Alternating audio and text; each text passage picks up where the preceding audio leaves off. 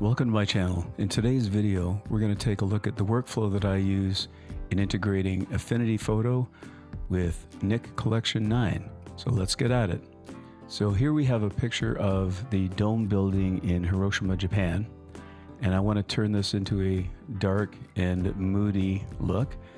I have had a video on this before using a different technique, but today we're going to start off in Affinity. The one thing to be aware of right off the bat when you are integrating Affinity with Nik Collection is Affinity needs to be installed before installing Nik Collection. Otherwise, Nik Collection won't recognize that you have Affinity and it won't install the plugins. If you haven't installed Affinity yet, install it, then you'll have to remove and reinstall Nik Collection. So here we have the picture, and first thing I would normally do here is I would create a copy of it, because when you go to the plugin, it is going to update the layer that you are presently on. First of all, I'm going to do a Control J, which will make a like-for-like copy of the image. Now this will also be a raw layer, a raw image layer. And so when we do initiate the plugin, the assistant will jump in and convert it into a pixel layer. So let's go up to Pixel, Filters, Plugins, Nik Collection 9, and we're going to use the Silver Efex. Give that a moment to load. All right, so right off the bat, you have a basic black and white image, which, you know, looks okay, but it's kind of dull. So we want to make it a little darker, a little moodier, and also I'm thinking have a bit of light shining on the side of the building just to give some interest to it. And now there are different presets, and you may find that the presets in there suit your needs, or at least give you a starting point. But you typically, to get what you're looking for, would want to make some further adjustments on your own. So what I'm going to start with, I'm going to not use a preset this time. And we're going to go down to the filters. And we're going to start off with a basic adjustment. Okay, I'm actually going to remove that basic adjustment. And we're going to put this back to neutral. Okay, so we're starting from scratch. All right, so we're going to bring in the basic adjustment. And you notice in here, you can't add additional basic adjustment instances. There's just the one, but you can make changes through local adjustments. So the first thing we're going to do is we're going to bring the brightness down, because you know, it's hard to be moody if you're too bright. And we are going to maybe bring up the shadows just a bit, but the midtones down. There we go. I think that's a pretty good starting point. We may make some other adjustments as we go along. So first thing I'm going to do is add a local adjustment. And in this local adjustment, we're going to use a control point. And in that control point, this is where I want to have that almost like a spotlight shining in on there, but I don't want it quite so wide. So we'll bring that in about like that. And then what I want to do is on that local adjustment, scroll down, I want to bring the brightness up. Okay, and just that one adjustment on here makes a huge difference in the overall image. Okay, now we want to do something with the sky, so I'm going to add another local adjustment to that. And we are going to do a luminosity mask. And grab it kind of like that. All right. And then in that luminosity mask, let's scroll down. And I want to amplify the blacks. And amplify the whites a bit. Just a bit. Just to give some of that texture that's in the sky to come out. And then fine structure, maybe bring some of that up. And that'll give us a little bit of interest in the sky without making it the the point of interest, because the building is really the point of interest. And then to top it off, we'll add a vignette. And we'll bring that down.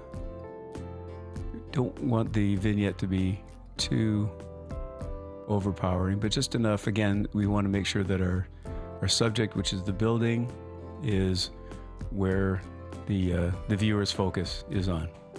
So that's a fairly basic black and white adjustment, but as you can see, using the Nik Silver Efex, we're able to bring in the kind of moody look in just a few steps. And Apply will round trip this back into Affinity, and you'll see the layer that we created will have this adjusted image. And there we have it. So there's the before, and there's the after. So a significant difference. Again, just a few clicks, just a few minutes, and we've got this great looking image. The other one I want to take a look at is, this is just a shot out the front door, across the driveway, down the street. So a pretty simple image. We have a little bit of the vignetting from the lens on here that maybe I'll take care of that before we go too much further. Let me just crop that in. I want that to be original ratio. And just bring this down. And there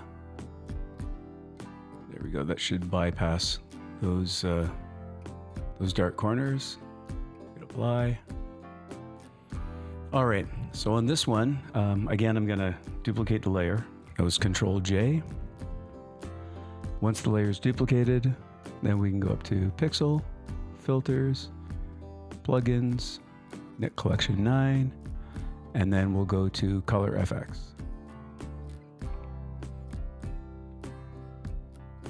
Okay, so here's our image loaded into Colour Efex.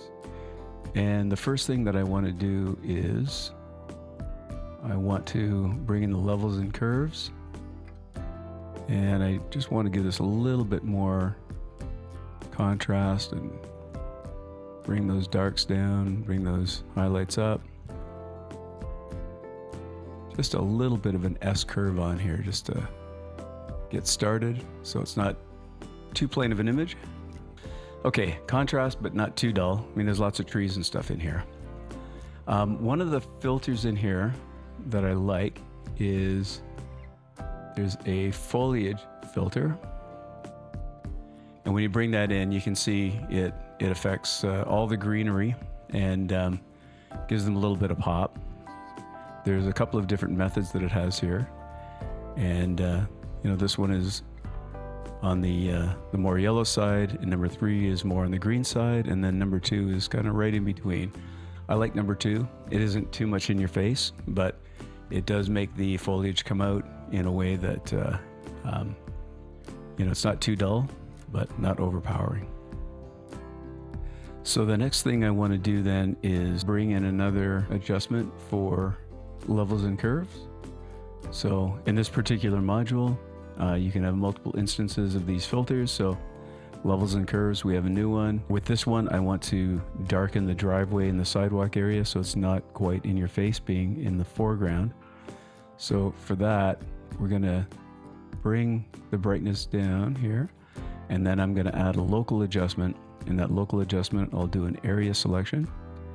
One thing about the area selections is you do have to start inside the image. If you start out here, you'll actually won't create your mask. So start in, but you can then move it out later. I'll show you that. Okay, and as you can see, we have this area is now a bit darker. I can even try and bring that down. No, we don't want to make it look too unnatural. But maybe just bring up so it looks like it's still part of the picture, but it's not quite as in your face. So that's with it not in, and this is with the filter in. Okay, so far we've got the foliage, and then we have the darkening of the driveway, and I want to do a little something with the sky. So in the sky, we'll add another levels and curves adjustment. And this is one where we may want to bring down the highlights and maybe bring up some of the darks. So kind of a reverse, just to give some contrast and interest in the sky itself. And so we'll add a local adjustment here. And again, we'll do an area selection. And from there, we're going to try and grab that sky as much as possible, although we have okay, we're not getting between the trees so much. So let's maybe try something different.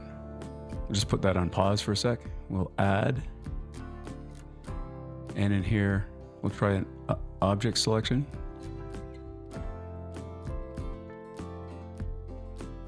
And this selects the sky. I don't think I like that one either. Okay, we'll put that one on pause. It's out of control line.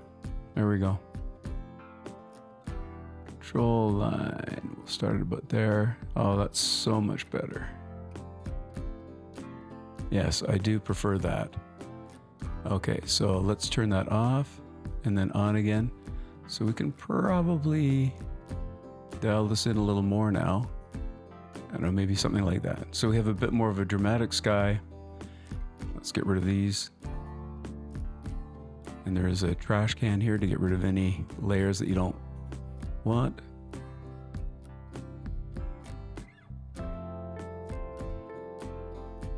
Okay, so that is a fairly simple, straightforward adjustment using color effects, just taking a plain scene and giving it a bit of interest. We may even want to put in a vignette. Maybe not quite so drastic of a vignette, but oh, there's different styles here.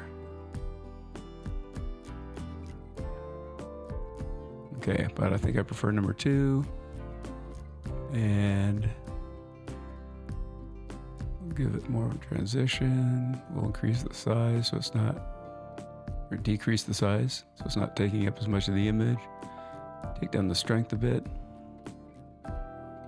There, just enough puts your focus on the center of the image. Not that there's necessarily anything, maybe this tree of interest, but this is really just to give an idea of that workflow. Okay, so now we hit apply and it will send it back into Affinity, and that'll be baked into that layer that we created. And in either of these images or any images that you use this workflow on, you can then make further adjustments using the layers in Affinity or Affinity Photo. And this works with Affinity version 3 as well as Affinity Photo version 2. So that is that for today. So hope you enjoyed the video. If you liked it, press the like button. And if you haven't yet subscribed to my channel, please hit subscribe. Have a great day.